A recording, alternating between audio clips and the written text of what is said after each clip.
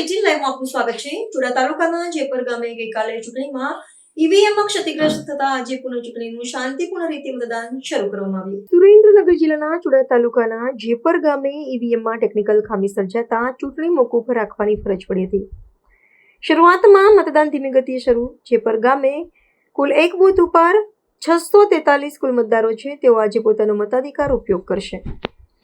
ચુડા એક જિલ્લા પંચાયત તેમજ ચુડા તાલુકા પંચાયતની 6 નંબરની બેઠકમાં જેપર ગામનો સમાવેશ થાય છે, જ્યારે તંત્ર દ્વારા સ્થાનિક સોશિયલ મીડિયાના માધ્યમથી જેપર ગામના મતદારોને મોટી સંખ્યામાં પુનઃ મતદાન કરવા અપીલ કરવામાં આવી હતી।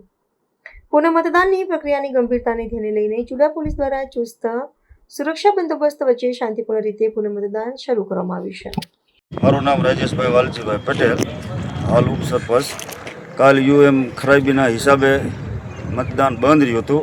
આજ મતદાન ચાલુ છે ફરી વખત, અને શાંતિપૂર્વક ચાલુ છે, અને પૂરતો સ્ટાફ છે, અને શાંતિપૂર્વક મતદાન કરાવશે।